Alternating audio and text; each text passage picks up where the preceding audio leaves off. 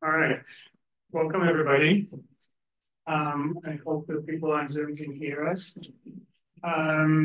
Thanks for all of you for joining.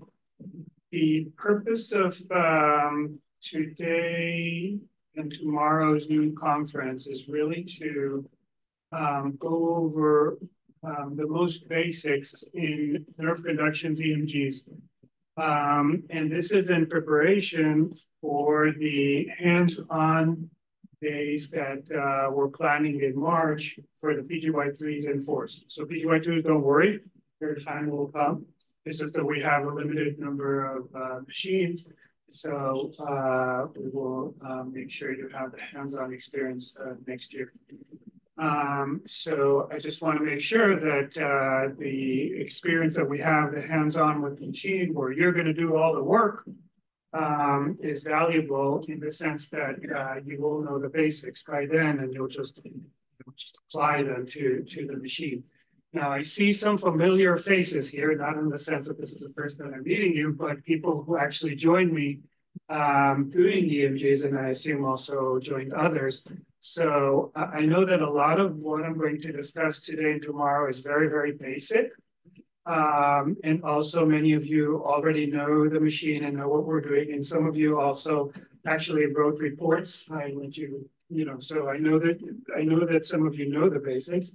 So you don't have to join today or tomorrow, but I highly recommend that you do. The idea is really to go over everything in the most clear way. So if there's anything that is not clear, please let me know also in the chat or just shout out. I don't know if we can hear you guys on Zoom, but please put in the chat any question or anything is not clear. I also would like to remind you that when we came out with this EMG day, I sent 4 questions, which we actually are going to go over today and tomorrow, not in the formal questions, but actually the topics that were asked. And the idea, again, was to make sure you're well prepared. Not everybody submitted, so you have until tomorrow evening to submit. It's a pass-fail, so if you send, it doesn't matter if it's, I hope you get it and you write the correct answers, but I just need the effort of you guys looking into things. And hopefully today and tomorrow, you'll get answers that will make you feel more comfortable with answering those questions. So please submit those answers, email me the answers. If you don't, then it will be considered as a fail. So the idea is not to give you a fail. The idea is for you to know EMG and to be prepared for the EMG day. So we're going to divide the 2 talks today to very basic nerve conductions, really the most basic concepts in nerve conductions, and tomorrow the most basic concepts in EMG. So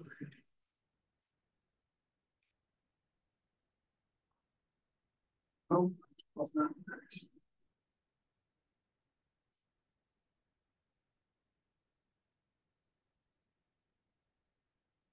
Okay, so let's see this. All right, so the goals is really to understand basic nerve conductions, but also to be able to answer questions. So this may look familiar to you this is taken from previous RITE exams, and this is also gonna appear in on the boards, I assume.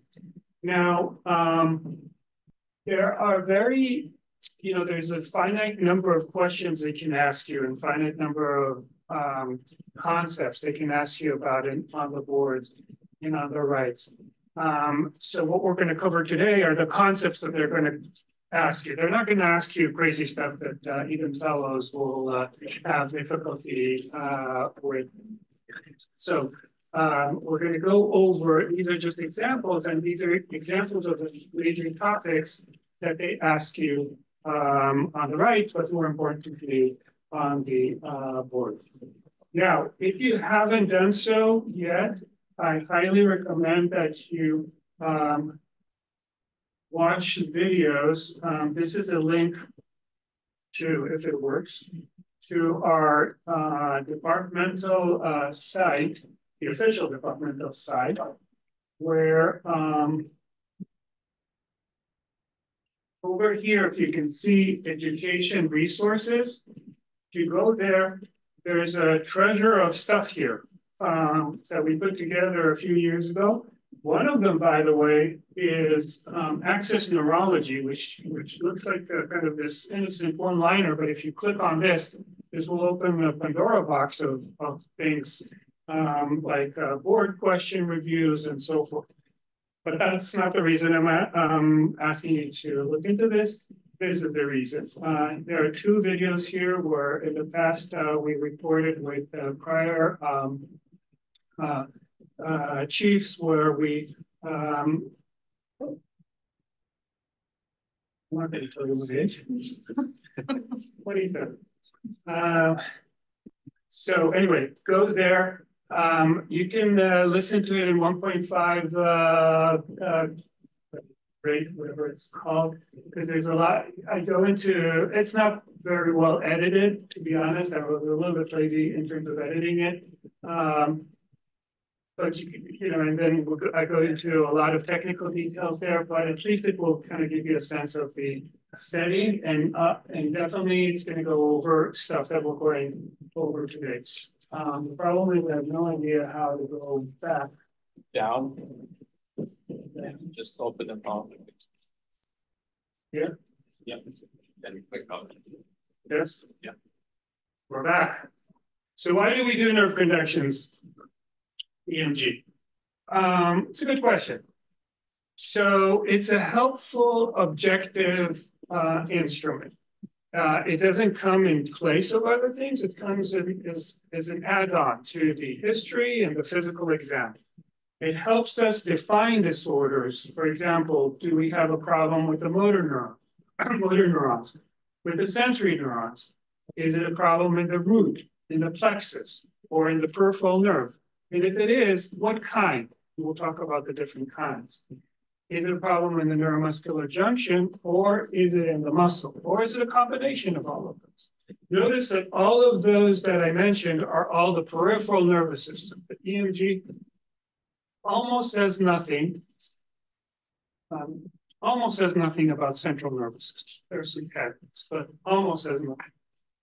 Now, once we know which system is involved, it also helps us to localize it. So if it's a root problem, which root? Obviously, you need to know anatomy. And here I refer you to the other talks that we reported when I talked about the upper limb, the two talks, the brachial plexus and the upper limb and the lower limb. You do need to know anatomy in order to make sense of what we're doing. If you stick a needle into a muscle, you need to know what the muscle is, which nerve innervates it, which root, and so forth. The other thing that it's good is that it gives you numbers. It gives you an objective, assessment of how bad the issue is.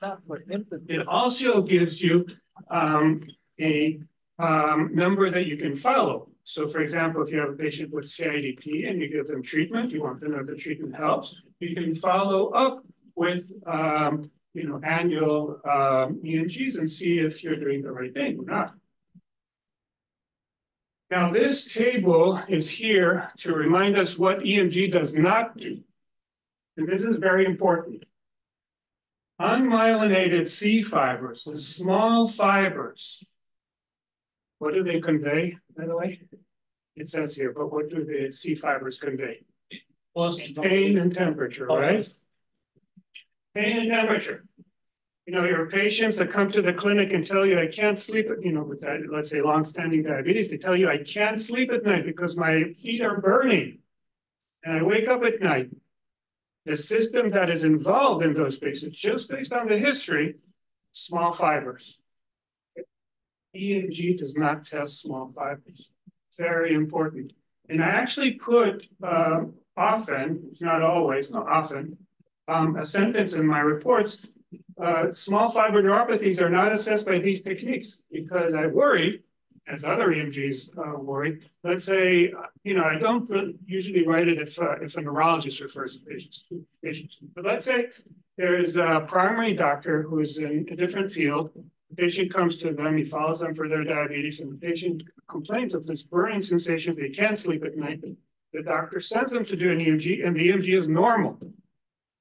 So they may think that everything is okay, but it's not, because it simply does not assess that problem. Okay? There are other techniques to assess for small fiber neuropathy, but this is not what we're dealing with today. So just remember, EMG nerve conductions do not tell us anything about small fibers. Now, when you come to see the machine, you'll see that there's a screen. This is what we see on the left. And on the right, we see tables with lots of numbers.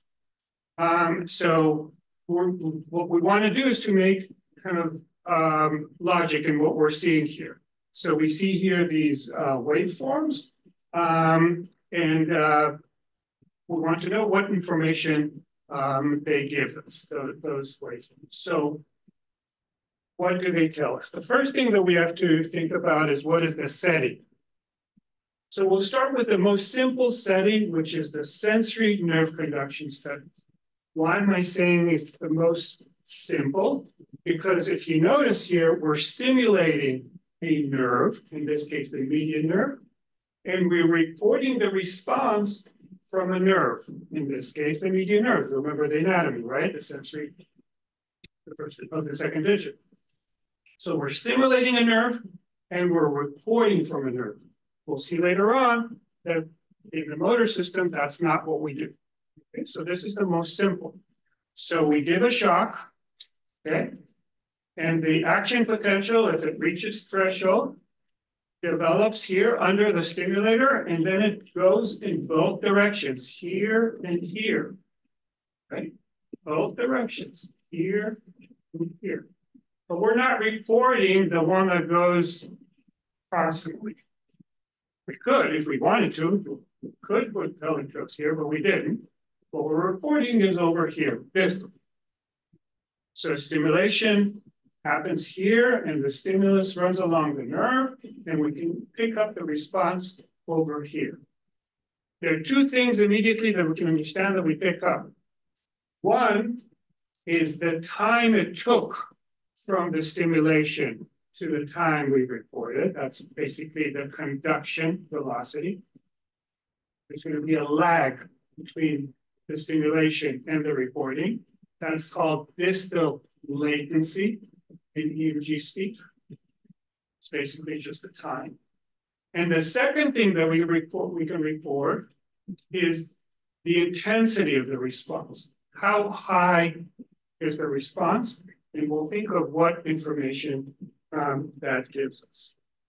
So here schematically is what we see. Remember the screen we showed earlier was what we actually see on the actual screen. This is a schematic view of what we see. Here, so we have, think of it as x-axis and y-axis. On the x-axis, on 0.0 that's when we gave the shock. Now the computer times the time until the reporting electrodes, which were on the finger, report the response. This is the latency. Latency is a fancy word for time. Time it took from the stimulation to the time that the response reached the electrodes. Now, there is a little bit more fancy. We can measure the onset latency. So onset is when the graph starts. About here, or we can measure the peak latency, which would be where the Mount Everest peak is. Doesn't make a whole lot of difference for you guys. Just pay attention in the computer. We can just mark it either as onset or peak. It doesn't really matter to you guys. What's important is the latency, the time from the stimulation to the response. And in a moment, we'll say how this is useful. The other aspect is on the y-axis is how high the response is. And this is the amplitude of the response. The amplitude of the response in the sensory nerves is measured by microvolts. This is a very, very tiny response. Very, very tiny response. if the patient has a little bit of a tremor, if there are too many machines in the room, like drips or ventilators or TV or even the cell phone, they all can mask that tiny response. So it's a very tiny response, micro. So what do those tell us? If we know the distance between the position we put the stimulator and the recording electrodes, just taking a measuring, we have the distance, and we know the time, and we remember sixth grade math, we know that if we divide distance by time, we get what? Velocity. So normal velocity is measured by meters per second. And you don't have to know numbers by heart, but just to give you kind of a sense, in the upper limb for a normal person, if I shocked any one of you, and you'll see it in a couple of weeks, it should be around 50 meters per second. It's quick, but it takes time. Someone is, let's say 2 meters tall, not me, but a basketball player, it takes time for them to tell their feet to move, right? If you can actually measure that time, right? If it's 50 meters per second. So it's quick, but it's not the speed of light. And then the other aspect is the amplitude. Think of what the amplitude means. The amplitude means is how much electricity was caught underneath the electrodes. If there was one axon, it's going to be a little bit of electricity. If there are 1,000 axons, it's going to be more electricity that the electrode will pick up, more microvolts. So let's say someone started with 1,000 axons, and now they have diabetes, and half of them are gone. The amplitude that we will record is going to be half as high. It's an actual one-to-one relationship. You can actually estimate the number of intact versus dead axons in a person related to the normal population. So if it's half the amplitude, you can assume that half of the axons are gone. Okay, again, distance divided by time, we get the velocity. Again, just to remind us, we're stimulating a nerve, recording from the nerve, and that's why it allows us to do it. So far, so good. Any questions? I'm purposely going slowly so it's crystal clear to all of us. All right. Let's go to the next step, which is the motor testing. So here, things are a little bit more complicated. Why? Because for the motor system, we do stimulate the nerve. You see here, the stimulator is still over the median nerve. But look at where the electrodes are. They are on a muscle. In this case, the abductor pollicis brevis. So you may ask, why are you doing that? Why are you not doing the same as you did in the sensory system? The answer is you could. You could. However, the muscle acts as an amplifier of 1,000-fold, meaning the response that we will measure here is not measured by microvolts, but by millivolts. So it's 1,000-fold higher. This is very hard for noise, for ambient noise to disrupt. If they call us to the neuro-ICU, for example, to do a test on a patient, which we always hate to do because we have to fight with all the noise around, motor we should get. If we're not getting motors, it's not because of noise, electrical noise. It's because there's a problem with the nerves. So the muscles act as an amplifier. So even though we could theoretically measure from a nerve, we don't want to. We want to use the muscle. But now there's a problem. Because we said earlier, when we measured the velocity, we simply took the distance between the recording electrode and the stimulating electrode. we measured the time, and then we divided the distance by the time. And we got velocity. Think about in this situation, can we do that? Is it going to be a good measurement? Why not? Takes the neuromuscular all electrons that will be converted to the muscle action potential. So there's a compounding vectors, which there should be two or more information. Correct. So I don't know if the Zoom people heard, but there's more stuff happening aside from the conduction here.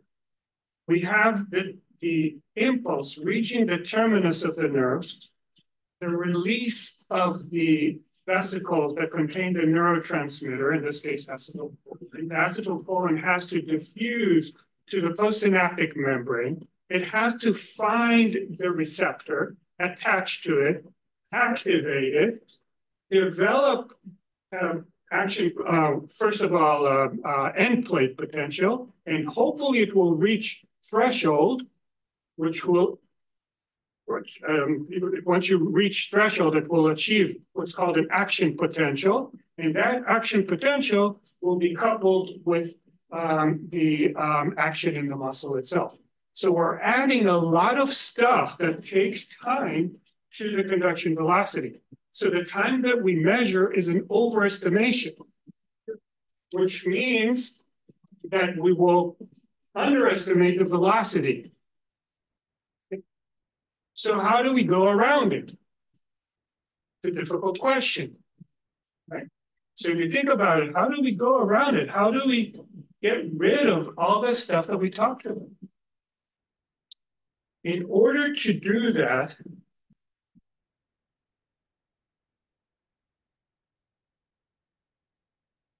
we use an ingenious mathematical solution, which is very simple once you think about it. We say, we're just going to get rid of it. How are we going to get rid of it? In this case, what we need to do is not rely just on one stimulation, but two.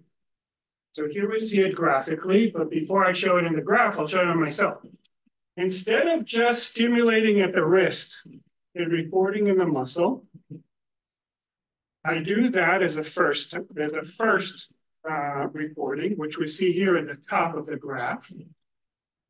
And then I take my stimulator here more proximally and stimulate again. And I get the same response over here. It's an all or none response, right? The muscle is going to be activated the same. It's just going to be a little bit more delayed. Why? Because it takes time to reach from here to here. More time because there's more distance. And here's the ingenious part. All we need to do is subtract the top from the bottom.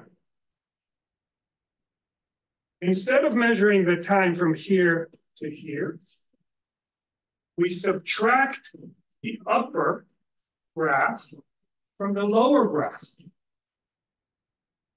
And basically, we know the time it takes from here to here. We know the time from here to here. If we subtract this part, we know the time from here to here, from one stimulation site to the next stimulation site, not to the muscle, to the stimulating site. And we can measure the distance easily. So if we subtract the top from the bottom, we're not dealing with any of the neuromuscular junction and all the stuff that we talked about, right? Because they are exactly the same, whether we stimulate from the proximal or from the distal. Okay? All we need to do is subtract the top from the bottom, and we will get distance, and we know time because the time is the differentiation between this stimulation and the total stimulation. And then we end up with two parameters, again, time and distance, this time pure nerve. And if we divide them, we get the true conduction velocity, not an underestimation and not an overestimation. Is this clear to everybody? Because this is key. Everybody? This is your chance to ask. You can also ask me later if you don't want to find out it. But this is key to understand. So when I asked you what would be differences between sensory and motor, so there are several differences. One of them is that the motor is a much more robust response. It's an amplification, but the price that we have to pay is that we need to stimulate in two locations, at least two locations, in order for us to do the mathematical leap here to measure the true conduction velocity. In terms of what we see on the screen, we see the same things. We see the time, there's the latency, and the amplitude. Same things. All right. So if that's clear to us,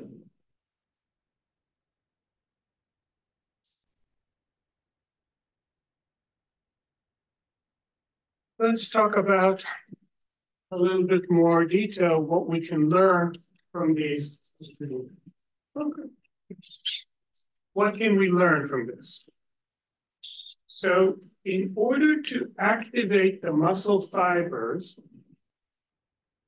we activate what's called the axon units. What is the definition of a unit, a motor unit?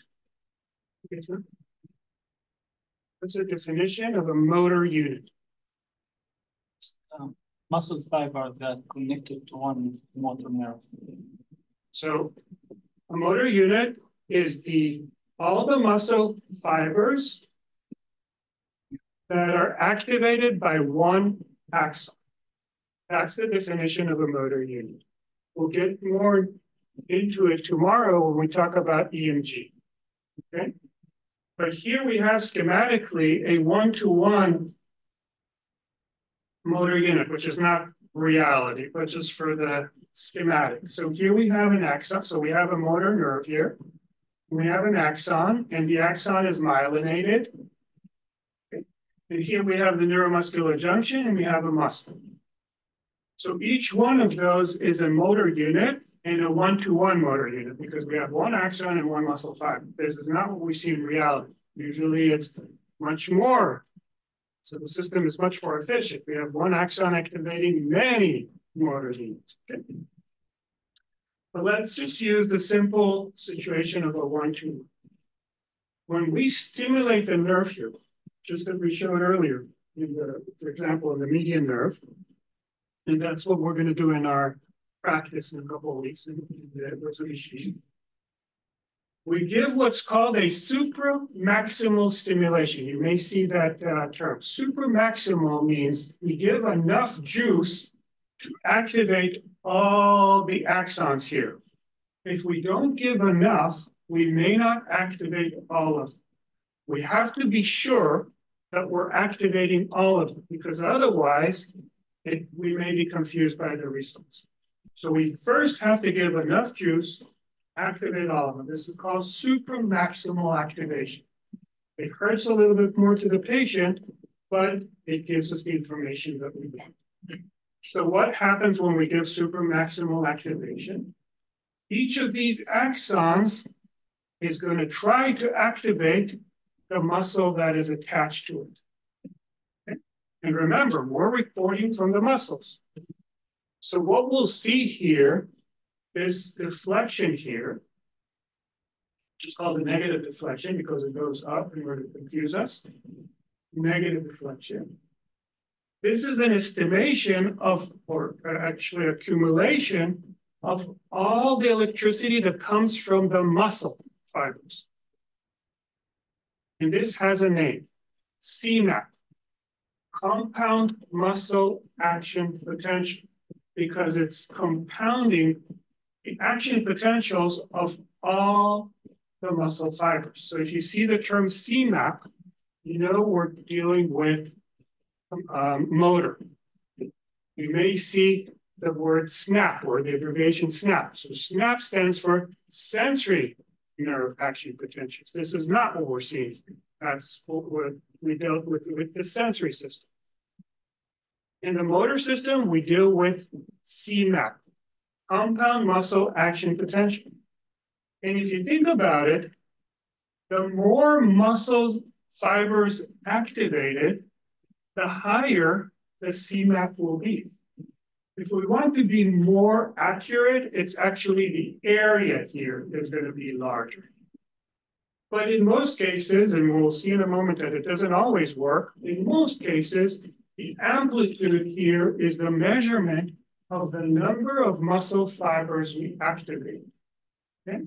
The more muscle fibers we activated, the higher the Cmax. And we have normals.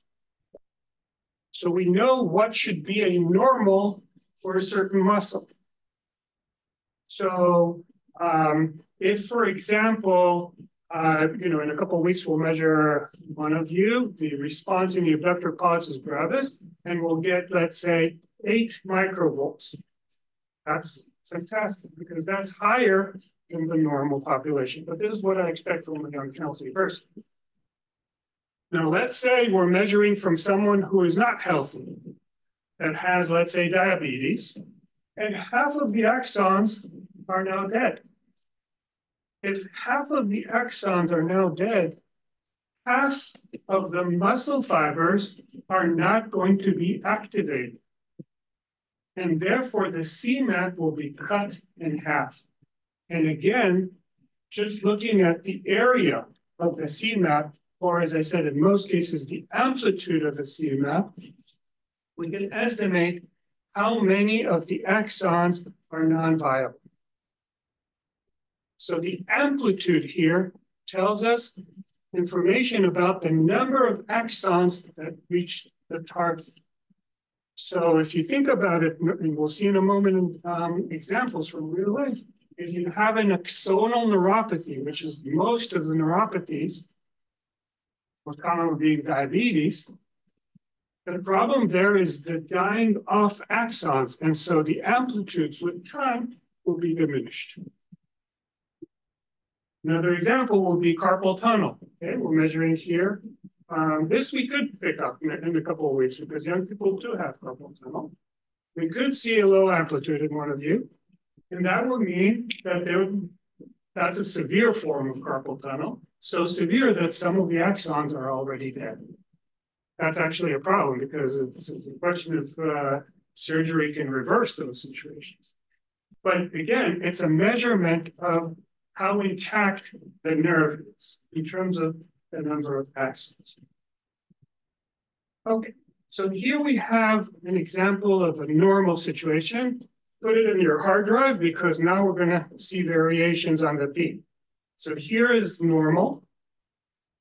Normal in this case, you don't have to know the numbers by heart, but whenever you have a situation given to you and also in the test and real life, but also in the boards, you'll have the normal and then you'll have the patient and you'll have to compare and see what is different. Okay. So here we have the distal latency, DL, which is the time it takes from the onset, from the stimulation to the onset. In this case, it's 3 milliseconds. And then we have the amplitude here. They don't really tell us what the amplitude is, but they tell us kind of more or less what, the reference here. So if this is 5 millivolts, I don't have, I can't measure it, but you see that this is higher than 5 millivolts. So this is kind of to give us a sense of what this specific nerve is, and this is normal. And the conduction velocity based on subtracting the top from the bottom, we can calculate the conduction velocity, that's CV, it's 59 meters per second. That is normal velocity, okay? So this is normal. Now let's go over 3 possible scenarios that you need to know. One is a neuropathy where there is axonal loss, and then 2 types of neuropathy where we have demyelination. Those are the 3 that we're going to talk about. Those are the most basic. So axonal loss versus demyelination. For demyelination, we'll see in a moment, there are 2 flavors. For axonal loss, there's 1 flavor. But as a group, we want to compare axonal loss versus demyelination. Obviously, life is not that simple and we'll always have some sort of mix. But in general, that's what we look for. So axonal loss, this is the most common pattern, okay? So the most common neuropathy is diabetes. In diabetes, what we see is axonal loss, not demyelination. We could see demyelination in diabetes, but that's not the majority of cases. Majority of cases is axonal loss. And that will basically behave, as we said earlier, as reduced amplitude. The velocity and the distal latency are going to be normal or close to normal. Slightly reduced, but not very reduced. So it's not going to turn from 50 meters per second to 20 meters per second. If you have that, that's not axonal loss. But it could turn from 50 meters per second to 48 meters per second. And this is how it looks like. On the top is the normal. The bottom is the abnormal. So what do we see here? Reduced amplitude, right? So we see reduced amplitude in both of them. And you see how they look very similar to each other, okay? Also here on the top, they look very similar. Here's the normal. And we have here a truncated amplitude of the CMAPs. And if you kind of compare the top to the bottom, you see that it's well over 50%. This is severe neuropathy, well over 50%.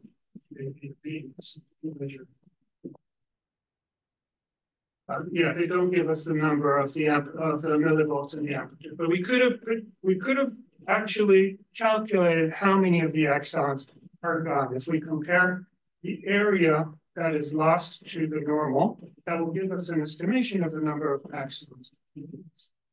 So put this in the hard drive. If you have a question on the boards or on the right, you see this reduced amplitude being axonal. Notice that the distal latency is very similar, a little bit delayed, and the velocities slightly slower. Now you may ask, why is that? Or because we said it's not demyelination, right? Now there could be a component of demyelination that could be partly the explanation for it. But the reason is a little bit different, and I hope what I'm telling you now is a little bit more advanced. I hope not to confuse you, but I just don't want you to leave you guys there hanging. The idea is when you have death of axons for metabolic reasons, the first to die are the ones that need the most pampering, the highest energy. These are the large axons. The larger the axon is, the more energy it needs to maintain itself. Larger axons, if you remember from med school second year or first year, the larger the axons, the higher the velocity. So if we first lose the larger diameter axons, we lose the fastest axons in the bunch. So not all the axons in the nerve conduct the same way. There's a variability. The larger ones are the first to go. They're the most energetically demanding.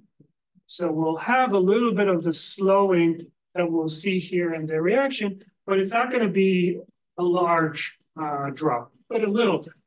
In this case, from 59 to 51, 51 is still normal, whether it's the upper limb or the lower limb, this is still within the normal range. Any questions about normal and axonal loss? All right, very good. Demyelination. Demyelination is the more complicated one, the more rare. And actually, a lot of times it is one of the reasons to really do a very important justification to do EMG studies, because it's sometimes clinically hard to tell. And it's very useful in terms of making the correct diagnosis. Also, as you know, demyelination usually has treatment, versus axonal situations where it's much more complicated. So if you can identify a patient with a demyelinating disorder, talking about an acquired demyelinating disorder, not a genetic demyelinating disorder, acquired demyelinating disorder, like what are examples of an acquired demyelinating disorder?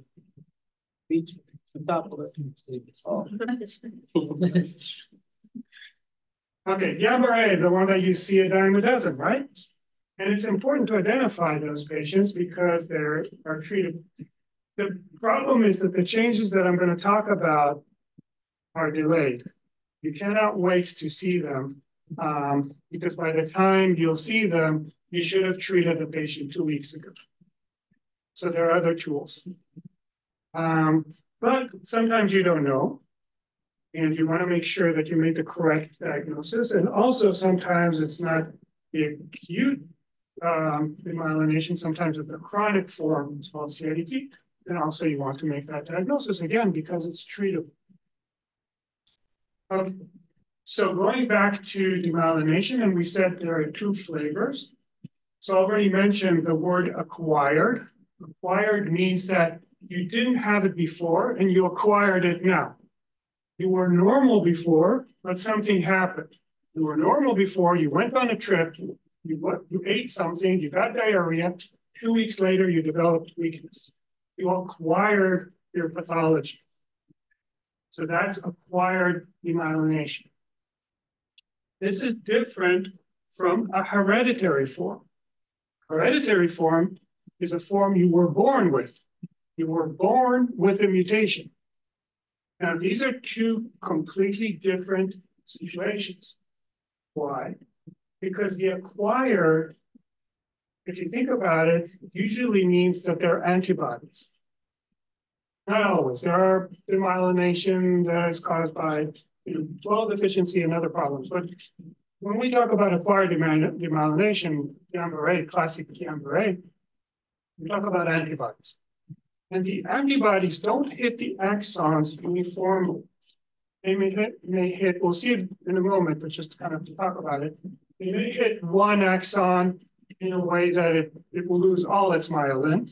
And then another axon where it will lose a little bit and will also may leave another axon intact. So it's a mix. Versus a situation where we have a hereditary form, all the myelin, all the Schwann cells have the mutation. So we'll have a uniform pathology. The most common will be CMT1A, right? If it's on, and it will be on your boards, what's the mutation in CMT1A? PNP2. PNP what? PNP22 what?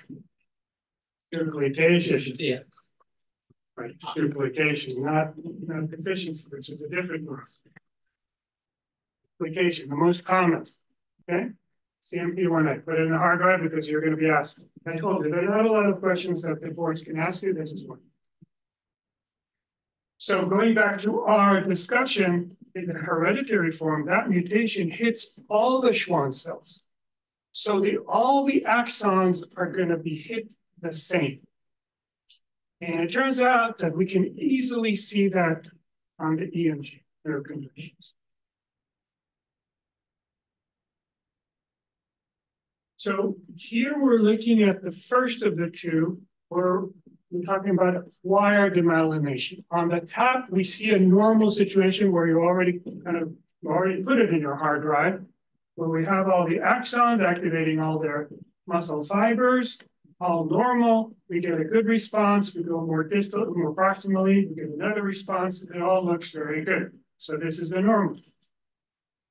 Now look at what happened when we have antibodies on board. We have destruction of the myelin, but as we said, in here we see those gaps in the myelin. Here we see a little bit. Here we see a little bit more. Here we see a little bit. Here we see a lot. So each of these axons is going to conduct with a different velocity. The less myelin, the slower. Now it doesn't mean that the axon is not going to reach the target. It will. You can peel off all the myelin and the axon will still reach the target. You know that. We actually have unmyelinated fibers, right? It's not necessary for them to have the myelin. But in terms of the conduction velocity, in order to make sure that the velocity is good, then you need myelin.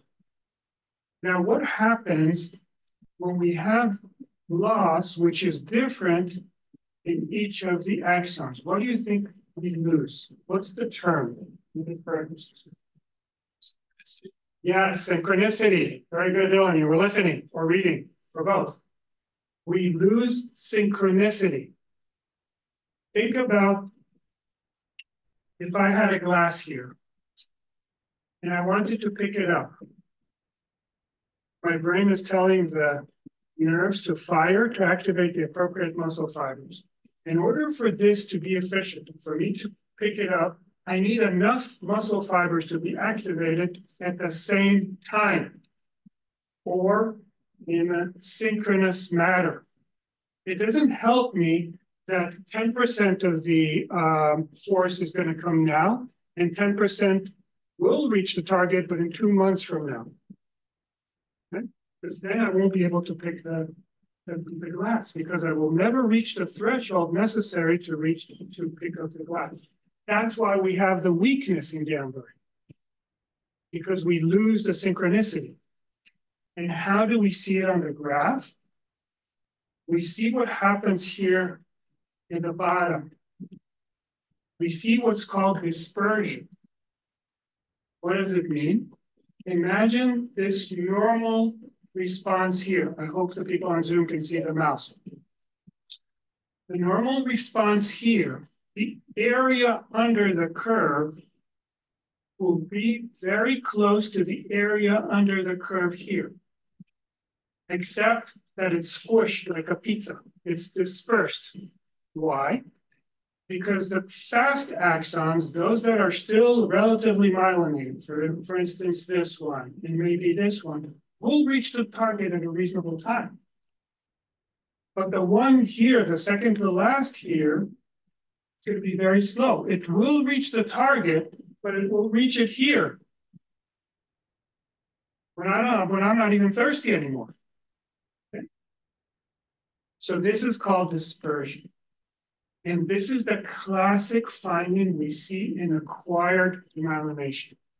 Remember this, acquired demyelination. If you see this, acquired demyelination. We'll see it.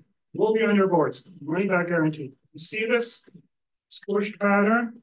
Think of acquired demyelination. It will also give you the scenario, but you just think about it, it fits. Now, obviously the amplitude is lower, and earlier we said lower amplitude tells you loss of axons. I said in most cases, because in most cases that's what we deal with axonal neuropathies. But there are situations like this that we're dealing with demyelination. Then instead of looking at the amplitude, what we really ought to look at is the area under the curve. And the computer these days can actually measure the area under the curve, so we don't have to measure it ourselves. Will give us a number. When you're going to come in a couple of weeks, I'll show you where, if we want, you can put on the table, ask it to show you area under the curve. In most cases, you don't need it. You just look at the amplitude. It's just quicker. But in this case, if you look at the amplitude, you think incorrectly that you lost axons.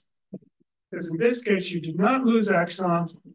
You simply spread them apart. Now, to make things a little bit more complicated, there is what's called conduction block. When things are very, very severely synchronously demyelinated, you could lose transmission of the action potential. So you may lose a little bit of the area under the curve, but in general, think of it normal. So conduction, the myelin is required for the conduction velocity. That's the general rule. What I said later is kind of a more advanced, but in general, what you need to take home from this slide is that demyelination affects the velocity. And if you don't have a uniform demyelination, we'll have what's called dispersion. We're losing synchronicity. I keep on reminding you those terms because those are the terms that we use, and those are the terms that you will see in reports. So if you see reports like dispersion or no temporal dispersion was demonstrated, the writer of that report is trying to tell you, I was looking for demyelination. You may have, I think you're asking me if there's demyelination. I'm telling you there isn't. where there isn't evidence for it. Okay, so look out for those words: synchronicity and dispersion. This is different from when we have mutation, because in this case, all the Schwann cells are going to be affected in the exact same way. What this means is that everything is going to be delayed. Are we going to lose synchronicity? No. Just everything is going to be delayed. And this is what we see. We don't see the dispersion. We just see the slowing. You see how the distal latency here is much longer? So here the distal latency is 12.7 milliseconds. It's much longer compared to the 3. So it's over 4 times as slow. But we don't have dispersion. Now, in order to confuse you, remember what I just said earlier. If you have demyelination, ultimately it will affect also the action potential itself. That clear distinction between demyelination, inhibiting conduction velocity, and the axons giving us the amplitude, that distinction breaks up apart a little bit. As we said earlier, we have the concept of conduction block, but also just to anticipate the question, well, why Charcot-Marie-Tooth patients are ultimately weak? The answer is they usually don't start off as weak. Later on, it may take decades for them to develop weakness, which they will later on come and complain of. It takes time. So maybe their problem will be kind of a sensory problem. Weakness there are certain forms, depending on the mutation, that they will become weak earlier, sometimes even as babies. But more often than not, their weakness will develop much later. So it's not like a Guillain-Barré patient that they will develop the weakness in the day in front of our eyes. They'll come to the emergency room, they'll have some difficulty with their toes, and then all of a sudden they stop breathing. That's different from the hereditary form. But in terms of nerve conductions, which is what we're dealing with today, just remember that we're not losing the synchronicity, and we don't have dispersion. So if you see in a report, there is marked slowing with no dispersion, it's genetic. That's what the writer is trying to tell you. I will also spell out consistent with the genetic hereditary form, but not everybody does that. Okay. Summary. This is your take-home slide. Okay? If you remember this, if you understand this, we did our job. On the top, we have the normal situation, and then we have the 3 forms. In a moment, we'll see how it looks like in questions, and we'll pass you. But these are the schematic forms. The first one, remember, is the axonal loss. So we have loss of amplitude. By the way, we have loss of area under the curve. Okay, loss of area under the curve. It's a more accurate way of describing what we're seeing. And then we have the 2 forms of demyelination. The top one here is the hereditary form, and the bottom one is the acquired. Okay? So for the bottom one, the 3 words you have to remember is acquired, synchronization, and dispersion. All right. You have a situation where you have a loss of velocity, dispersion. You have a widened area under the curve. Like thinking about maybe like an active ramp. Widened? Yeah, where the area under the curve is actually going to be increased. So if there's like a longer refractory period, have that in a myotonia. I can't repeat activation. Very good question. You may see repeat responses. So let's say someone has, if there are rare diseases where, so Dylan was asking, I don't know if the Zoom people heard, if there are situations where we can have increase in the area under the curve. So typically no, not increasing the area under the curve, we'll see extra CMAPs. So it will just be activated. So those are rare forms of hyperexcitability, which we're not going to get into. It's more advanced, but that's what you'll see extra forms. Also, there are certain medications that can cause that in certain situations. All right. Who wants to tackle this one? Not going to pick names, you guys. Volunteer. All right, Yusuf, come here, because they're not going to hear you. And mouse is yours. On the left, you have the waveforms. Come here. Everybody to see you in the hot seat. On the left, you have the waveforms. On the right, you have the table with the numbers. Teach us. So this is a motor study for median nerve. This is the distal stimulation. This is below the elbow. Oh, sorry. Minimize. So this is the ulnar. So this is the motor study for the ulnar nerve. This is the distal stimulation at the wrist. It's below elbow and this is above the elbow. Right. So abductor digiti minimi is the muscle that does this, right? It abducts the pinky. Yeah. It's an ulnar innervated, if you can. So first we look to when we stimulate the wrist, the wrist. So we stimulate here and we record here. Yeah. So the latent latency is 8.8. 8.8 milliseconds from here to here. That's long. You don't have to know that, but that's long. Long. And the amplitude is 8.4. I'm not sure. That's normal. Normal. 6. But and the area under the curve it's no. Okay, now when we go below the elbow, we stimulate now here. Remember, for motor studies, you need at least 2. You stimulate here. It takes 19.9. Reach. I'm gonna look to the amplitude. There's little bit decrease in the amplitude. Very mild. And the area curve is mild. It was about decrease of the under the. They're trying to tell us that it's not that significantly. So now when we go above the elbow, I think the intensity levels go up very like that because we don't go so much.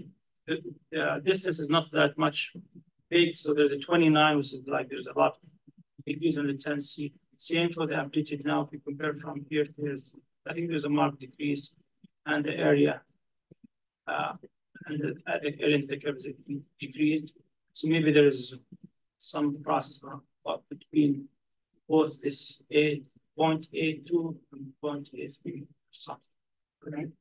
And if you look here, you can see maybe if you want to compare that to maybe. So what do you think about the conduction velocities? We said the conduction velocities in the upper limb should be around 50. Mm-hmm. So do you think of it? What is the conduction velocity? So we do the calculation now. Here, you don't have to do any. Oh, the conduction velocity. Okay. Thank God you don't have to do calculations. So, so it's markedly decreased the conduction velocity. Let's choose a different fellowship. So 17 and 11. You can see so the velocity at the rest is 17. And when you go above. So what do you think? 17 is close to 48 or 50? No, it's very slow. Yeah. So this is demyelination process. So there's a demyelination process, and if the menu of the day is acquired versus acquired versus hereditary, what do you think? Do we see here marked dispersion? It's most likely inherited. Okay, so an inherited demyelinating process. Mm-hmm. Very good. You also picked on a very subtle thing that I don't know if they actually wanted. So this is right exam question 265. So let's say when we come to question 265, you'll know the answer. This will give it to you. But you also picked on another nice thing. People with neuropathy are more sensitive to the superimposed neuropathies. We already see that there is very good. We already see that there is a velocity that is low from here to here. But what Yusuf picked up is that there's even more slowing around here. there's a drop in the velocity around the elbow and a little bit dispersion, and a little bit loss of area under the curve, and a little bit squishing here between below the elbow and above the elbow. Very nice pickup. What it means is that we have a hereditary problem and superimposed on it the ulnar neuropathy at the elbow, which is quite common, but it's probably more severe in a person with an underlying neuropathy. Very good pickup. That's fellowship level to pick that up. I'm serious. The important thing that they wanted you to pick up on this, and that's the question, is what is going on here? And the answer is for you guys is send the genetic testing, because this looks like a hereditary demyelinating neuropathy. Any questions about this? We're almost done. All right. You don't have to come here. Just tell me, shout from the room. What are we seeing here? Temporal dispersion. In other words, what are we dealing with here? In question 245. What type of demyelination acquired? Because we're losing synchronicity and we have temporal dispersion. So next year, question 245. Acquire demyelination, do an LP, see if the protein is high, give them IVIG, plasma exchange, put them in the ICU, check NIFs. You know what we're talking about, right? And here's another example. Questions? All right, so those are the basics of nerve conductions. Tomorrow we'll switch gears to EMG. Is it the difference between timber dispersion and nerve block, or the same? Conduction block. Conduction block, no, they're both can happen in demyelination. And acquired demyelination. But there's different criteria for it. Conduction block means that you have half of the loss of half of the area under the. Thank you, Dr. Perk. Thank you, Dr. Remember to fill the surveys, ACGB surveys, please.